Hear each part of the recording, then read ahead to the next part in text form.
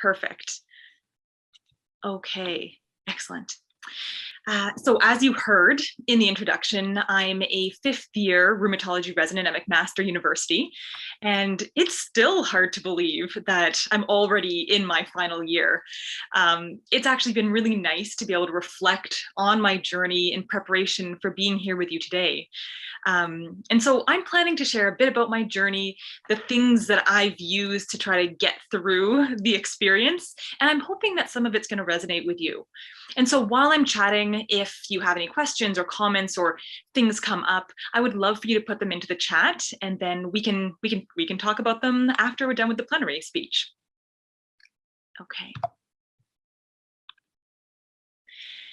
Okay, so before I entered medicine, I was a concert violinist, and so much of what I learned is because of this man, Professor Mauricio Fuchs. What makes him such an incredible teacher is that he doesn't just take your musical technique to the next level, but through music, he actually sees you. He sees you through the music, and that artist, that person is what he's trying to bring out. And it is such a special experience to be a part of it. I still remember the first time that Mr. Fuchs told me these famous words now: listen to your inner voice. And at the time, I think I was just sort of smiling and nodding. I had a feeling that what he was saying was important, but I just didn't get it, especially because I was so focused on technical perfection at that time. And then later on in another lesson, he told me to dream the sound that I want to create. And that one I started to understand a bit better. It led me to go inwards and really imagine and connect with that inner voice. So I started to get a sense that this is why I'm practicing for so many hours, to be able to take this inner voice, this dream, and bring it out through the violin. And at the time, I didn't realize that this lesson was so important that I've actually used it in almost every facet of my life. So that brought me to one of the biggest decisions I've ever made. And my inner voice is really what helped guide me to make the transition from going in music to medicine. And even thinking back, I realized there's nothing I could have done logically on paper to make that decision. It really is something that comes from that gut level. And then again, at the end of medical school, again, this inner voice is what guided me to want to create a YouTube channel. And I'll tell you, when I started this channel, it was something completely new to me. I had never even edited a video before, so this was totally new territory, and it took way more time than I ever would have expected. And I'm embarrassed to tell you how long it actually took me to pick out background music, because I just wanted it to be perfect to fit the environment of each video. And during this time, people were supportive, and they also were warning me that I probably wasn't going to be able to keep this up, that internal medicine residents are so busy, you have such a high call demand that it just won't be possible. And in some ways, they were right, that my initial lofty goals of putting out 1 or 2 videos a week just wasn't possible, and I had to scale that back, especially once I became a senior medical resident and then was studying for Royal College. But what I didn't anticipate, and it came as a wonderful surprise, is what I was getting back from this experience. And that far outweighed the demands on my time, at least most days. So really, I would say that there have been so many unanticipated experiences. When I first started, I thought this was going to be a one-way transaction, that I would create content, share it with the public to educate them. What I didn't expect is the comments and the emails and replies that I would get that were so incredibly touching, because people were sharing their personal experiences with illness, what they've seen their family or friends going through. And it was really special because it resonated with what I'm doing on a daily basis. The things that we consider to be pretty mundane, everyday tasks can have a really profound impact on patients and their families. Something as little as updating a family on the phone. You hear such gratitude for people when they've experienced that. So all of a sudden, I had this different lens that I was looking through going about my day-to-day. And it was this frequent reminder that really helped me in residency keep that importance alive. And through this process of actually creating videos, it allowed me to start to slow down and reflect on the residency experience. I've always wanted to be somebody who wrote in a journal or had a really robust meditation practice. But I can tell you, even with my best efforts, including it on my checklists, when I get busy and I get stressed, all of that just seems to go out the window at the time that I need it the most. But for some reason, these frequent YouTube videos allowed me to just slow down and actually reflect in the moment when I was editing a video or creating new content. And that was really helpful for me. And through this process of reflecting, the channel went from focusing on my own journey and documenting that to the collaborations with patients and allied health professionals. And actually, most recently, I've been doing a series looking at spending the day with an allied health professional. And I was in the prosthetics and orthotics department, seeing how they're crafting these different prosthetic devices, even getting to handle some of that, the plastic when it was hot and get to help mold it. And I felt this energy, this excitement, this fire in my belly that I felt at the beginning of residency in medical school all come back. And that fresh excitement makes me feel so excited about medicine. And I think part of that comes from filling the creative side of me that sometimes felt a little bit empty after leaving music. And this has helped to fill some of that void, which for me is important. And for everyone, it's going to be a little bit different, but all of these rich experiences have really cultivated some resilience for me going through residency, because I don't believe that some people are resilient and other people are not. I think it's something that maybe someone's more prone to, but it's something we can cultivate, and finding out ways to cultivate is something really important. But none of this really would have happened if I hadn't followed my inner voice, because I certainly had no idea where this would go in the future. So this really brings me to my first big take-home message, and that is to follow your passion. I call it my inner voice. Other people might call it their gut feeling. It's the person you are without the to-do list. It's the person you are without all the stresses of residency weighing down on you. It's that feeling of satisfaction when you're doing something that you're really passionate about. And for everyone, that's going to be different. That could be physical fitness, a sport, writing, maybe it's medical research, whatever gives you that feeling, that sense of purpose. But I find that sometimes we suppress and we ignore that inner voice because we're trying to meet the expectations of all sorts of other people. And while those things are important to do, when you start to lose track of that inner voice, it can be difficult to find it again. But it will always be there. It's just more difficult to access. And I actually believe that that inner voice is a really important part of maintaining your personal wellness. So at this point, you're probably thinking, okay, like that sounds great. But right now I'm in the middle of a pandemic and I'm already finding it difficult enough to just survive in residency. Now, Siobhan, you're telling me to add something new. How is that even possible? And that brings me to point number 2, that I really want to chat about is wellness is like walking on a tightrope. And I say that because it's not this static state that you can achieve and then check it off your to-do list. It's done. Now I've achieved it. It's really more like when a tightrope walker, they look so secure and so steady, but we know that underneath the surface, their feet are making little adjustments. They're changing their balance all the time. And that's the same thing that we need to do to maintain our wellness. Things come at us, and that during the day you might have an idea of what's going to happen. A patient gets much sicker than you'd expect. Maybe something happens with your research, or a global pandemic that we all need to adjust to on our feet and be able to keep going. And I want to say that the feeling of getting off balance for a tightrope walker, that's normal. That is part of their experience, and that's the same for us. It's not a failure. It's not a problem. It's not wrong to start to feel off balance. It's actually really normal when you're pushing yourself, when you're stressed, when you're raising your level in something like residency or a high-level competitive sport, whatever that is. Stress in itself isn't bad.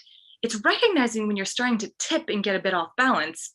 That's key to this whole process, because then you can do something about it and you can get yourself righted before you fall.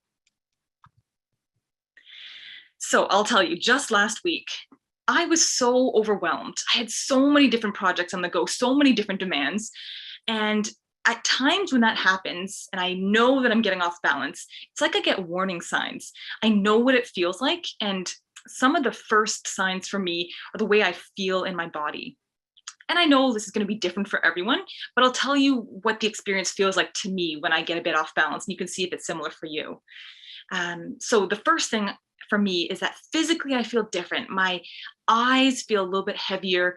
My chest just feels a tiny bit tight, not the kind of tight chest that we worry about in medicine, but just not quite normal, harder to take a deep breath. And it's very subtle. These are things that if I wasn't in tune with my body, and some days I'm not, you completely miss. And you just grab a tea or a coffee, and you just power on through the day. But if I notice that, I also will start noticing that some of my thoughts are different. So let's say I'm walking down the hallway, heading to see a patient or going to clinic, and my brain is not present. I am not really aware of my surroundings. I'm in planning mode. I'm thinking, what do I need to do? How do I be efficient? What am I going to check off so that I can get everything done? So I'm just in like a pure go, go, go kind of mode. And that's a challenging place to be, and it feels stressful. I notice that some of my emotions change as well. That's also a warning sign for me. Let's say I'm presenting a consult to a staff physician. And in that moment, maybe they have some feedback, or they would have done something differently, or they disagree with my plan. All very reasonable things that happen all the time. Normally, I experience that as constructive feedback. Maybe I ask some questions, but I take something away from the experience. When I'm really stressed or feel like I'm sort of tilting off balance, I start to take those comments personally, and I feel badly. I worry, oh my goodness, I'm a PGY5. I should know this. All those thoughts, which normally wouldn't be there, start to bubble up. And then finally, my last sort of red flag when I'm stressed and sort of getting off kilter is when what I would call the Uber Eats sign. I stop sort of doing groceries and I'm constantly ordering out. And this to me is sort of my last red flag. And I have to say, okay, I need to do something about this. I'm feeling off balance right now. So I have some strategies in the moment that I use quite frequently, actually. So if I'm wondering, feeling a bit off balance, I'll just take a breath and do a very quick body scan. So for instance, in that moment when I'm exhaling, I'm really scanning to see about any tension that I have in my body. And even right now, as I'm doing it, I feel a little bit of tension in my face, in my shoulders. You probably saw them go down. That's usually where I hold tension. And I will do that a little bit more subtly, keeping my eyes open, looking normal to the outside, but in the clinic, in the hospital, wherever I am. And that's something I'm so comfortable with because I have done that, oh my goodness, since I was a kid. Every time I would step on stage to compete, do something stressful. Before I felt comfortable with central lines, I would be doing that before an OSCE, an exam, or even having a difficult conversation with a family member, or leaving that difficult conversation when I might be holding some of that stress. So that's sort of my first opportunity to check my body. And then when I do feel, okay, I am holding some tension, I do feel a bit off balance, the next thing I do is think about the acronym HALT. So that's, are you hungry, angry, lonely, or tired? Now, personally, I just didn't resonate as much with the angry part, but I swapped that out in my mind for anxious. So last week when I was feeling overwhelmed, a bit off balance, I was definitely feeling anxious about various demands and things that were due and projects. I was feeling a bit lonely because I hadn't made time for friends and family, so I was feeling a bit disconnected. And I was definitely feeling tired because I was waking up early, going to sleep late, sort of burning the candle on both ends. And I'm sure you can imagine for yourself, maybe even right now, or because we're having a nice event today, maybe you think back to the last time you were on call. You're probably hungry when, the calf closes, or you just have a granola bar left in your bag, and you might be feeling anxious because you're wondering, when's the next consult coming? I'm going to get them all done by the morning. Or feeling a bit lonely and disconnected, stuck in the hospital, not with your friends, family, and then tired. I don't even need to tell you guys about tired. We all know that feeling at 3 a.m, gnawing away at your stomach when you just feel so exhausted. So we've all been in that place. So then what do you do? What do you do other than a body scan? So For everyone, it's going to be a little bit different depending on the situation. So for me last week, what I did is I looked very carefully at this to-do list. What was actually building up that was making me feel so off balance? I highlighted the things that were critical. I had an abstract that was due, has to go in, no exceptions. But then there were things on there that I could start to weed out. A non-mandatory event that I signed up for in the evening, which I would have loved to attend, but I needed to put myself first. I needed to prioritize my wellness. So I had to decline that. Some extra studying that was on my, my own plan for an exam that's months away. I could say, okay, I can give myself a bit of time and get back to that a bit later. And the critical part was actually building in one night off. So that night, my husband and I, we ended up making dinner, we watched a movie, and I went to bed super early and caught up on a ton of sleep. And I woke up the next day feeling more refreshed than I even expected. I felt really good. And that just showed me that I was just slightly off balance. So it didn't take too much to right the ship. Now, you might be saying, that just seems so simple. It seems so easy, too easy. And I agree with you. Sometimes it's not that easy.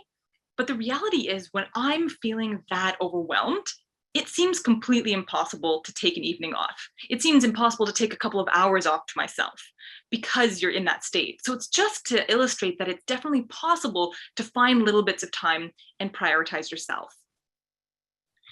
But sometimes it really is more than just taking a night off. Sometimes life gets just so complicated. What you've witnessed in the hospital weighs on you just too much. And that's when I would really encourage you to reach out to people, your colleagues, friends, your family. And don't forget about PARA and the PFSP. These are amazing resources that I think we probably don't utilize until we think things are bad enough.